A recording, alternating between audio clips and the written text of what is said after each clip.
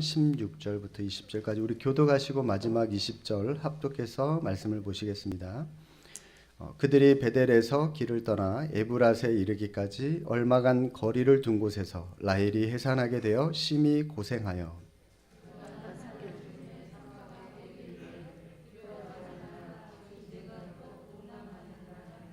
그가 죽게 되어 그의 혼이 떠나려 할 때에 아들의 이름을 베논이라 불렀으나 그의 아버지는 그를 베냐민이라 불렀더라. 라헬이 지금의 에브랏 곧 베들레헴 길에 장사되었고 함께 봅니다. 야곱이 라헬의 묘에 비를 세웠더니 지금까지 라헬의 묘비라 일컫더라. 아멘. 교회 소식 주보를 참고해 주시고요. 여러분 주변에 혹시 주일 예배도 그렇고요. 수요일이든 금요일이든 새로운 가족들이 오시면은 눈에 보이시면은 혹시 등록하시겠냐고 여쭤보시고 하시겠다 하시는 분 계시면 매 예배가 마칠 때마다 1층 교육자실에 오시면 우리 새가족 담당하시는 분들은 한두 명씩 항상 대기하고 계실 겁니다. 그분들에게 인수인계해 주시면 돼요. 그분들을 통해서 등록하는 데 도움을 받으실 수 있도록 해 주시면 감사하겠습니다. 수도권 사회적 거리두기 2단계로 계속 지속 중인데 우리 교회는 매 예배마다 90명까지 예배를 가능하게 드리고 있습니다. 참고하셔서 예배에 참석을 부탁을 드리겠고요. 아울러 이제 주일학교 모든 예배가 다 재개가 되었습니다.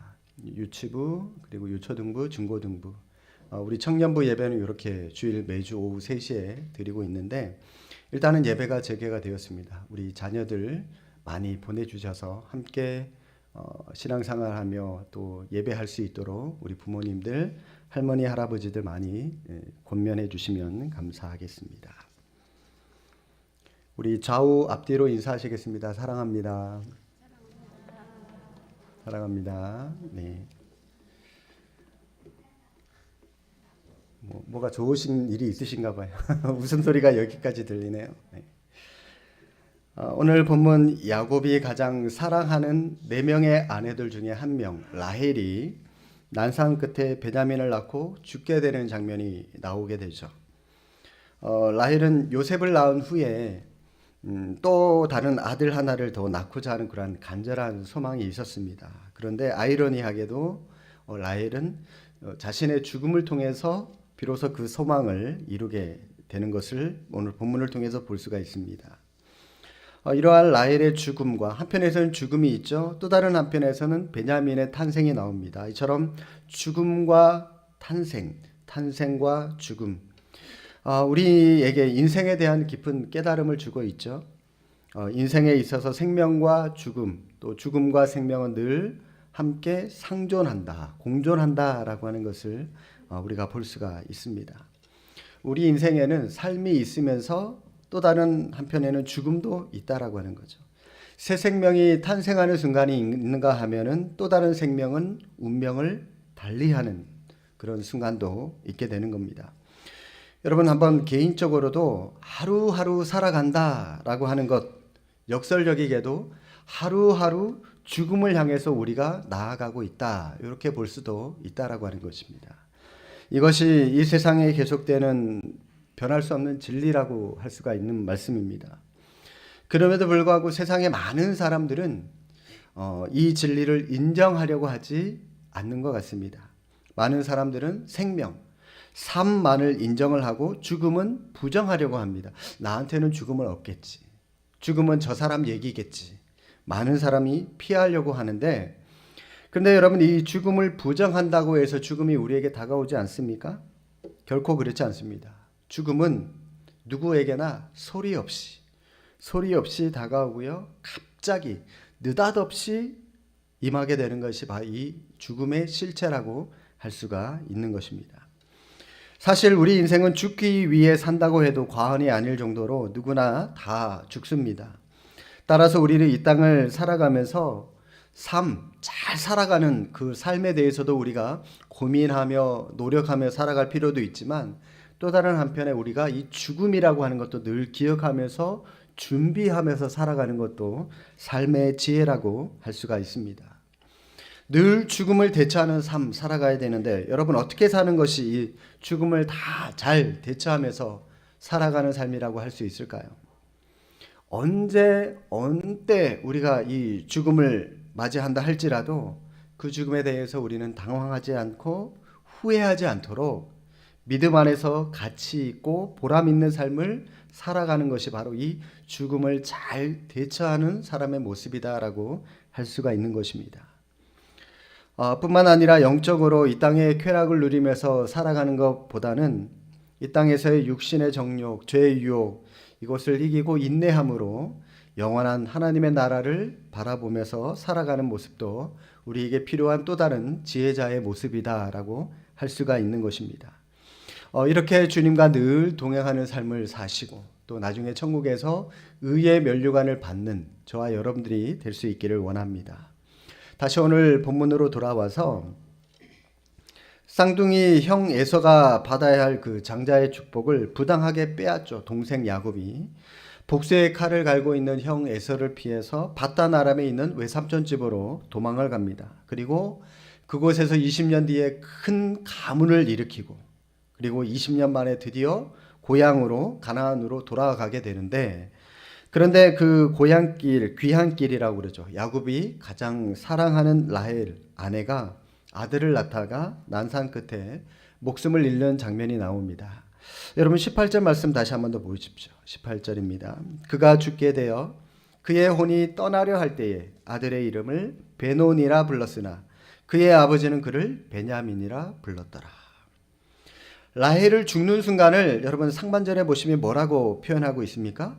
그의 혼이 떠나려 할 때에 혼이 떠난다라고 얘기를 합니다. 여기서 이 혼이라고 하는 말은 말 그대로 영혼입니다. 생명을 말합니다. 이 말을 좀 더 원어에 가깝게 번역하면은 그녀의 영혼이 떠나려 할 때에 이렇게 번역할 수 있는 말이죠. 여러분 많은 사람들이 얘기를 합니다. 이 3등분으로 인간을 육신, 혼, 영혼. 근데 여러분 요거는 헬라 문화권이기 때문에 헬라 문화권의 그 근본에서 얘기를 하고 있는 그 얘기이기 때문에 이거는 성경 용어로 맞지 않고요. 물론 이제 이 사도 바울도 바울 서신에서 세 가지를 언급할 때가 있는데 그거는 헬라 문화권에 젖어 있는 사람들을 좀 더 이해하기 쉽게 복음을 풀어주기 쉽게끔 설명해 주기 위해서 이 3등분으로 인간에 대해서 얘기를 한 거지만 우리는 2등분으로 얘기를 합니다. 육신과 영혼. 이 영혼 안에는 혼도 있고 다 있어요. 네. 따라서 여기에서 말하고 있는 이 혼이라고 하는 것도 영혼이라고 여러분들이 보시면 됩니다. 자, 그렇다면 이 영혼이 떠나려 한다, 죽는다는 것을 영혼이 떠나려 한다라고 이렇게 표현하고 있는데 여러분 뭘 의미하는지 다 아시죠? 사람이 죽으면은 그 죽음 그것으로 모든 것이 다 끝이 아니다라고 하는 그런 말입니다. 사람이 죽으면 육신은 썩어서 흙으로 돌아가지만 영혼은 또 다른 어떤 장소로 가게 되는데 그것을 그의 혼이 떠난다. 그의 영혼이 떠난다. 그렇게 오늘 이 본문은 표현을 하고 있는 것입니다. 자, 육신을 떠나서 영혼은 어디로 가는 걸까요? 그러면은 하나님께로 간다는 거 여러분들은 다들 알고 계시죠? 예. 근데 이거는 누구나가 예수님 믿고 난 뒤에 믿는 사람 누구나가 다 알고 있는 말씀인데 그렇다면 그의 영혼이 하나님께로 간다라고 하는 것이 성경에 어디에 기록되어져 있습니까? 우리는 성경의 근거도 좀 잘 알아야 될 것 같아요. 성경을 근거로 얘기를 하면은 형광펜 갖고 계신 분 전도서 12장으로 한번 찾아가 보겠습니다. 저와 함께 전도서 12장 7절 말씀입니다. 자, 영혼이 하나님께로 간다라고 하는 말씀 성경적인 근거를 우리가 좀 찾아볼 텐데 전도서 12장 7절 함께 읽겠습니다. 흙은 여전히 땅으로 돌아가고 영은 그것을 주신 하나님께로 돌아가기 전에 기억하라. 자, 여기 분명히 말씀하고 있죠. 흙은 땅으로 돌아가고 영은 그 영을 주신 하나님께로 돌아가게 될 것이다 라고 분명히 말씀하고 있습니다. 그런데 여러분들도 아시다시피 우리의 영혼이 하나님께로 돌아간다고 해서 다 똑같은 곳으로 가는 걸까요? 그렇지 않죠. 그죠? 히브리서 9장 27절 말씀처럼 한 번 죽는 것은 사람에게 정해진 것이고 그 후에는 뭐가 있다? 하나님의 심판이 있다. 하나님의 심판을 통해서 우리가 이 땅에서 그 심판을 통해서 합당한 보응을 하나님께 받게 되는 거죠. 천국 갈 것이냐, 지옥에 가게 될 것이냐. 그런데도 많은 사람들이 이렇게 얘기를 하죠. 어차피 한 번 사는 인생 뭐 죽으면 그만인데 살아 있을 때 자기가 하고 싶은 대로 실컷 마음대로 하면서 살아가는 게 최고다. 뭐 그렇게 많은 사람들이 생각을 하면서 이 땅을 살아가게 됩니다. 그래서 그들은 육신의 쾌락을 추구하고 때로는 죄를 짓기도 하고 때로는 남에게 비난받는 것을 두려워하지도 않으면서 자기 마음대로 살아가는 사람들이 있어요. 죽음 후에 있을 하나님의 준엄한 심판을 전혀 보지 못하면서 살아가는 사람들 많이 있습니다. 그러므로 지혜 있는 또 다른 사람은 우리의 이 죽음을 맞이하기 전에 하나님의 심판을 잘 준비하면서 살아가는 사람이 지혜 있는 사람이다 할 수가 있는 것이죠. 죽음 후에 우리가 하나님 앞에서 하나님의 심판대 앞에 섰을 때에 내 인생을 어떻게 평가받을 것인가, 이 땅을 살아가면서 우리는 날마다 그것을 생각하면서 오늘을 살아가는 사람이 또 다른 지혜자의 모습이다 할 수가 있는 것입니다. 자, 여러분 다시 본문으로 돌아와서 아들을 낳고 죽어가면서 이 라헬이 자신의 태에서 막 태어난 이 핏덩이 아들을 보면서 그 아들의 이름을 뭐라고 지어주죠? 베노니라고 지어줍니다. 슬픔의 아들이다라고 하는 뜻입니다. 슬픔의 아들. 태에서 태어나는 순간부터 엄마를 잃고 엄마의 젖을 빨 수 없게 되었으니까 말 그대로 그 아들이 얼마나 슬픈 아들이겠습니까? 그러니 당연히 너는 슬픔의 아들이야. 슬픔을 간직하고 태어난 아들이야 라고 해서 베논이라고 이름을 지어주는데, 그런데 그 말을 들은 아버지 야곱은 아들의 이름을 다른 이름으로 바꿔주죠. 뭐라고 바꿔줍니까? 베냐민이라고 바꿔줍니다. 오른손의 아들이다 라고 하는 뜻입니다. 오른손의 아들. 성경에서 이 오른손, 또 오른편, 이 오른쪽이라고 하는 말은 탁월함, 능력을 나타내는 말입니다. 요즘 왼손잡이보다 오른손잡이가 많잖아요. 그러니까 오른손을 많이 쓰다 보니까 왼손보다는 오른쪽이 힘이 더 강한 사람이 굉장히 많아요. 마찬가지로 이스라엘 백성들도 왼쪽보다는 오른쪽이 더 힘이 있고 더 능력이 있다. 그런 의미로 이 오른편을 탁월하다, 능력이 있다라고 하는 그런 의미로 성경에 많이 해석을 하고 있습니다. 자, 그렇다면 여러분 이 오른손의 아들이다라고 할 때 이 오른손, 누구의 오른손을 나타내는 말일까요? 예, 바로 하나님의 오른손이겠죠. 하나님의 오른손. 자, 야곱은 이 아들이 하나님의 영광을 받는 자리에 또는 하나님의 능력에 사로잡혀 살아갈 것을 기대하는 마음으로, 바라는 마음으로 이 아들의 이름을 베냐민이라고 이름을 지어 주었던 것 같습니다. 태어나자마자 엄마를 잃은 이 핏덩이 아들을 보는 어미 라헬과 또 아비 야곱의 해석은 분명히 이처럼 달랐습니다. 라헬은 단지 그 아들을 어미를 잃은 슬픈 아들로 해석을 한 반면에 야곱은 똑같은 그 아들을 두고 하나님의 오른손에 하나님의 능력에 사로잡힌 능력의 아들로 해석을 했다라고 하는 거죠. 이처럼 믿음이라고 하는 것은 여러분 해석입니다. 똑같은 상황을 두고 우리가 어떤 눈으로 바라보고 어떻게 해석하냐에 따라서 믿음 있는 사람의 모습인지 믿음이 없는 사람의 모습인지 여러분 이것이 차이가 날 수밖에 없는 겁니다. 어떻게 해석을 하느냐에 따라서 과정과 결과는 달라질 수밖에 없기 때문에 그렇습니다. 말썽 많고 마마보이 기질의 사기꾼 기질도 가지고 있는 이 야곱이 믿음의 조상의 반열에 올라가게 된 것 결코 우연이 아니라고 하는 것을 오늘 본문을 통해서 단적으로 우리가 볼 수 있는 부분인 것 같습니다. 야곱은 하나님의 은혜 속에서 이처럼 하나님의 시각으로 올바른 해석을 했기 때문에 믿음의 조상이 될 수 있었다라고 하는 사실입니다. 신약으로 잠시 넘어와서 예수님의 제자들이 예수님께 이런 질문을 합니다. 주님, 그 맹인을 가리켜서 주님, 저 사람이 저렇게 맹인이 되었는데 누구의 죄 때문에 맹인이 되었습니까? 라고 예수님께 질문합니다. 그러면서 제자들이 이 사람이 맹인이 된 이유가 당사자나 혹은 부모의 죄 때문에 맹인이 된 것입니까? 그러한 해석을 가지고 예수님께 질문을 합니다. 그런데 예수님은 다른 해석을 하죠. 뭐라고 말씀하시죠? 그 누군가의 죄의 결과 때문에 이 사람이 맹인이 된 것이 아니라 하나님의 뜻을 이루기 위해서 이 사람이 맹인이 된 것이다 라고 주님은 색다른 해석을 하셨습니다. 제자들이 이렇게 해석을 하고 있는 것은 사실 당시 이 타인의 불행에 대한 유대인들의 일반적인 시각이 그대로 반영이 된 시각이라고 할 수가 있는 것입니다. 당시 이 유대인들은 타인의 불행을 자신이나 혹은 부모나 그 조상의 어떤 죄의 결과 때문에 이런 장애인이라든지 이런 좋지 못한 모습이 나타나게 된 것이다 라고 하는 생각을 가지고 있었어요. 왜냐하면 출애굽기 20장에 보면 십계명이 쭉 나오지 않습니까? 20장 5절에 이런 말씀이 있습니다.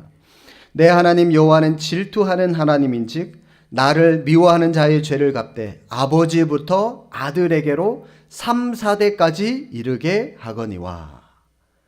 많은 유대인들이 이 말씀을 근거로 해서 죄를 짓고 회개하지 않으면 하나님이 그 당시에는 물론이고요. 그 아들 또 혹은 3대, 4대까지 그 조상의 죄 때문에 자손들까지도 하나님께서 징벌하시고 정죄하신다라고 하는 생각을 유대인들이 많이 가지고 있었습니다. 누군가가 죄를 지었으니까 저 사람이 저렇게 맹인으로 지금 하나님 앞에 죄를 받고 있는 거다. 지금 그런 유대인들의 똑같은 그런 시각을 제자들도 지금 동일하게 갖고 있었던 겁니다. 그러나 우리 하나님은 여러분들도 아시다시피 이 조상의 죄 때문에 그 자손까지도 불행하게 만드시는 그런 하나님이 아니세요. 에스겔 18장 20절에 제가 말씀을 찾아서 읽어드리겠습니다. 에스겔 18장 20절에 이렇게 말씀하십니다. 잘 들어보십시오. 범죄하는 그 영혼은 죽을지라. 아들은 아버지의 죄악을 담당하지 아니할 것이요 아버지는 아들의 죄악을 담당하지 아니하리니 의인의 공의도 자기에게로 돌아가고 악인의 악도 자기에게로 돌아가리라. 여러분 이게 무슨 말씀인지 아시죠? 네. 하나님은 그 자손들이 조상의 죄를 그대로 답습할 때는 징벌을 하시겠지만 정의를 행하거나 공의를 행하기 위해서 또 하나님의 율법을 위해서 몸부림치면서 지켜 행하는 자에게는 조상의 죄까지 담당하지 않겠다, 담당시키지 않겠다, 우리 하나님께서 약속하고 계시는 말씀입니다. 따라서 여러분 세상의 모든 불행이 다 죄의 결과라고 보시면 문제가 있는 거예요. 아니에요. 그렇지 않습니다. 욥을 한번 보십시오. 그도 큰 불행을 당했지만 그 불행, 그가 죄를 범했기 때문에 당한 불행이 아니라 그의 믿음을 시험하고 또 그의 신앙을 더욱 성숙시키고자 하시는 하나님의 섭리 때문에 그 큰 불행을 그가 받게 된 거 아닙니까? 이 사실을 모르는 욥의 친구들, 당시 유대인들이 가지고 있었던 똑같은 생각 그대로 욥이여, 네가 죄를 범했으니까 하나님께 그런 심판을 받게 된 거 아니냐, 그러면서 욥을 친구라면서 다 정죄하고 있는 모습을 우리가 볼 수가 있는 것입니다. 지금 이 예수님의 제자들도 마찬가지예요. 죄와 맹인에 대한 어떤 깊은 고민이나 깊은 생각 없이 그냥 시대의 흐름을, 그냥 유대인들이 가지고 있는 일반적인 생각 그대로를 받아들이면서 예수님께 질문하고 있는 것입니다. 그러나 주님은 분명히 말씀하고 계시죠. 그 사람이나 그 사람의 부모나 조상들의 죄 때문이 아니라 하나님의 일을 나타내시려고 하는 하나님의 섭리 때문이다 라고 분명히 말씀하셨습니다. 좀 더 쉽게 말씀드리면은 사람의 불행이 무조건 하나님의 징벌이 아니라 오히려 하나님의 영광을 나타내는 기회가 된다라고 말씀을 하고 있는 것입니다. 실제로 여러분 주님 이 사람을 치유를 해 주셔서 하나님의 영광스러운 권능을 나타내 보여주셨지 않습니까? 이처럼 하나님의 섭리 때문이다 말씀하고 있는 것입니다. 사람들은 호흡이 멈춘 야이로의 딸을 죽었다라고 해석을 했습니다. 그런데 우리 예수님은 뭐라고 해석을 하셨죠? 죽은 것이 아니라 자고 있다라고 해석을 하셨습니다. 달라질 수밖에 없어요. 믿음의 눈이 있냐 없냐에 따라서. 주님의 이 말씀을 들은 사람들이 반응을 하는데요. 성경에 보니까 그들이 그 죽은 것을 아는 고로 비웃더라라고 성경이 그대로 기록하고 있습니다. 예수님의 말씀을 죽은 것이 아니라 잔다 이 말씀을 듣고 비웃은 사람들이 분명히 있다라고 말씀을 합니다. 어떤 사람이 비웃었을까요? 당시에 여러분 이 돈을 받고 울어주는 직업적으로 곡하는 사람들이 이 유대 사회에 있었다고 그럽니다. 초상이 났을 때에 고인을 위해서 얼마나 많은 사람들이 모여서 울어주고 또 얼마나 크게 곡소리를 내면서 울어주느냐에 따라서 그 고인이 사회적으로 신분이나 지위가 높거나 낮거나 그런 차이가 이 곡소리를 통해서 있었다라고 그러거든요. 그래서 이 고인이나 고인의 집안을 의도적으로 지위가 좀 높아 보이게 하기 위해서 이것도 위선이겠죠, 그죠? 그러기 위해서 유족들은 돈을 지불하고 곡하는 사람들을 샀어요. 데려왔어요, 울어달라고. 죽은 것이 아니라 자고 있다 이 주님의 말씀을 듣고 비웃었던 사람들이 바로 이런 사람들이라고 많은 신학자들이 해석을 합니다. 이 사람들 직업상 지금까지 수많은 장례식장에 가봤잖아요. 그 어디서도 죽은 사람이 잠에서 깨어나듯 다시 살아나는 것을 이 사람들은 본 적이 없기 때문에 이런 말도 안 되는 주님의 말씀에 비웃을 수밖에 없었다라고 하는 겁니다. 그러나 주님은 그들의 비웃음을 놀라움으로 바꿔 버리셨습니다. 이처럼 예수님의 해석은 제자들이나 세상 사람들의 해석과는 달랐습니다. 우리가 정말 말씀을 깨닫고 하나님의 은혜를 경험하기를 원한다면 우리 인간의 제한된 생각이나 편견을 좀 버릴 필요가 있는 것 같습니다. 믿음으로 정말로 순전히 지난주 말씀하신 것처럼 하나님의 어린아이와 같이 100% 하나님을 의존하고 부모님을 의존하는 그 어린아이와 같이 하나님을 100% 의존하고 신뢰하는 그 모습, 가난한 거지 같은 마음, 여러분 이러한 모습이 우리 가운데 필요해야 있어야 그 마음을 통해서 우리가 하나님의 은혜를 경험할 수 있는 것입니다. 아람 왕의 군대가 이 도단성에 있는 엘리사를 죽이기 위해서 도단성을 막 겹겹이 에워쌌습니다. 그 모습을 보고 있는 엘리사의 사환이 이렇게 얘기하죠. 야, 내 주님, 여기서 주님은 엘리사를 얘기합니다. 주인이여, 우리가 이제 다 죽게 되었습니다. 그렇게 얘기하니까 절망적인 탄식을 터뜨리니까 영락없이 죽었다는 얘기겠죠. 그런데 엘리사는 도리어 이렇게 얘기를 합니다. 두려워하지 마라. 우리와 함께한 자가 그들보다 함께한 자보다 더 많다. 그렇게 사환을 안심시키고 그럽니다. 똑같은 상황을 맞고서도 엘리사의 해석과 사환의 해석은 달랐어요. 그 둘의 해석이 다른 이유가 무엇이냐면 열왕기하 6장 17절 말씀을 제가 읽어드리겠습니다. 기도하여 이르되 여호와여 원하건대 그의 눈을 열어서 보게 하옵소서 하니 여호와께서 그 청년의 눈을, 여기서 사환입니다. 사환의 눈을 여시니 그가 보니 불말과 불병과가 산에 가득하여 엘리사를 둘렀더라. 엘리사는 비록 아람 군대가 사방으로 물샐 틈 없이 자신을 막 삥 둘러 에워싸고 있지만 그 가운데서도 엘리사는 그 육신의 아람 군대만을 본 것이 아니라 하나님의 불말과 하나님의 불병거들이 자신을 더 많이 삥 둘러싸서 자신을 보호하고 있는 것을 알고 있었습니다. 그러나 사환은 그 사실을 알지 못했죠. 그러니까 엘리사가 사환의 영적인 눈안을 영안을 열어달라고 하나님께 기도하니까 이 사환의 눈이 확 열려져서 여호와 하나님의 그 불말과 불병거들을 보게 됩니다. 비로소 그 모든 두려움으로부터 벗어날 수가 있게 되는 거죠. 성도 여러분, 우리도 신앙생활을 하다 보면은 마치 이 엘리사의 사환이 처한 것과 같은 그런 동일한 상황에 우리도 얼마든지 처할 수 있습니다. 내 주변에 자신의 형편을 알아주거나 도와주는 사람도 없고요. 온통 대적들만 가득 차 있는 것처럼 보일 때가 얼마든지 있을 수가 있어요. 도저히 위기에서 벗어날 수 없을 것 같은 때가 있을 수도 있습니다. 이런 상황에 처하게 되면은 우리도 엘리사의 사원처럼 주님, 우리가 어떻게 이 상황을 이겨낼 수 있겠습니까? 어쩔 수가 없습니다. 어찌하리이까 하며 우리도 낙심할 수 있습니다. 그러나 여러분, 그런 때일수록 낙심하지 마시고 담대하시기 바랍니다. 모든 환경 뒤에서 우리를 도우시는 하나님의 손길을 바라볼 수 있기를 바랍니다. 주님을 바라봐야 우리를 지키시고 우리를 보호하시는 주님을 제대로 신뢰할 수 있으며 그 주님의 도우심으로 우리는 낙심 대신 담대해질 수가 있는 것입니다. 여러분 한번 생각을 해보십시오. 죽음의 권세를 깨뜨리신 우리 주님이 해결해 주질 못할 문제가 뭐가 있겠습니까? 세상의 모든 시험과 불행을 이기시고 사망의 권세를 깨뜨리시고 죽음의 멍에를 부러뜨린 우리 주님께서 성령으로 우리 안에 임재해 계시는데 이 주님을 우리가 더 많이 의지하고 그 주님으로 인하여 담대할 수 있기를 바랍니다. 아무리 복잡하고 아무리 큰 문제가 있다 할지라도 우리 주님께서 해결해 주실 줄로 믿습니다. 사랑하는 성도 여러분, 해석이라고 그랬습니다. 믿음은 해석입니다.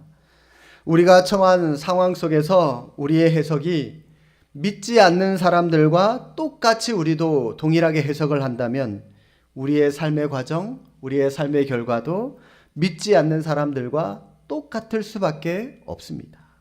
믿음은 해석이라고 다시 한번 말씀을 드립니다. 여러분들이 지금 생각하고 있는 세상에서의 출세, 성공, 여기에 대해서 언급할 때 그 출세라고 하는 것이, 그 성공이라고 하는 것이 세속적인 해석은 하고 있는 것은 아닌지 여러분 한번 생각을 해보십시오. 여러분이 출세와 성공을 세상 사람들이 해석하는 것처럼 똑같이 해석을 한다면 2000년 전에 십자가에 못 박혀 돌아가신 우리 예수님 실패자 중에 실패자예요. 우리 인간의 관점으로 예수님은 출세와 성공과는 거리가 먼 사람이지 않습니까? 오히려 십자가에 못 박혀 죽음을 당하신 사형수에 불과합니다. 우리 예수님. 그러나 하나님의 관점으로 보시면 우리 예수님은 하나님의 구원, 그 하나님의 구원 계획을 성취하시고 완성하신 분이시기 때문에 하나님의 관점에서는 성공하신 분이시죠. 이처럼 여러분, 믿음은 해석입니다.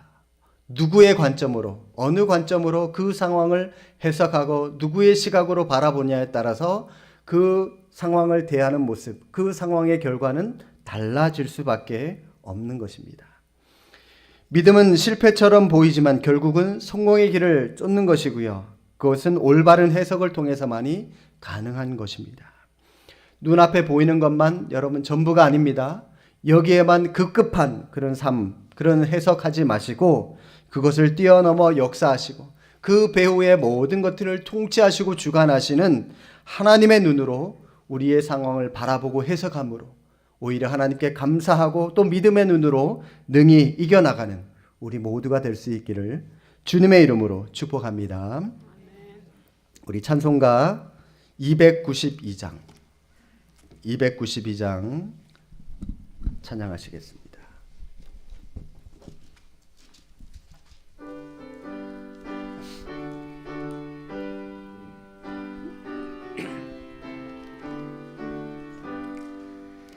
주 없이 살 수 없네 죄인의 구주여 그 귀한 보배 피로 날 구속하소서 구주의 사랑으로 흘리신 보혈이 내 소망 나의 위로 내 영광 됩니다. 주 없이 살 수 없네 나 혼자 못 서리 힘없고 부족하며 지혜도 없도다. 내 주는 나의 생명 또 나의 힘이라 주님을 의지하여 지혜를 얻으리 주 없이 살 수 없네 내 주는 아신다. 내 영의 깊은 강구 마음의 소원을 주밖에 나의 마음 네 알아주리오. 내 마음 위로하사 평온케 하시네. 주 없이 살 수 없네. 세월이 흐르고 이 깊은 고독 속에 내 생명 끝나도 사나운 풍랑일 때 날 지켜주시니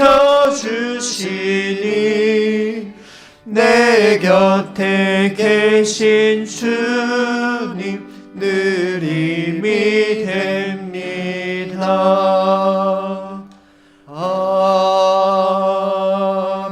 아멘. 우리 함께 잠시 합심해서 기도합니다. 영원한 하나님의 나라를 바라보며 이 땅을 달려갈 수 있도록 인도해 달라고 기도하시기 바랍니다.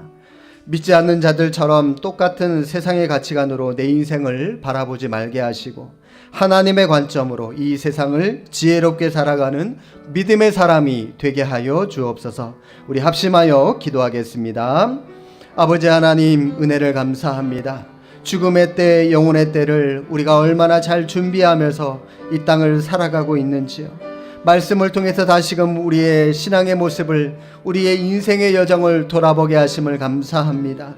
가치 있고 보람 있는 삶을 살아갈 수 있도록 아버지 하나님 인도하여 주시고, 무엇보다도 영원한 하나님의 나라를 바라보며 달려갈 수 있도록 성령 하나님 동행하여 주시기를 원합니다.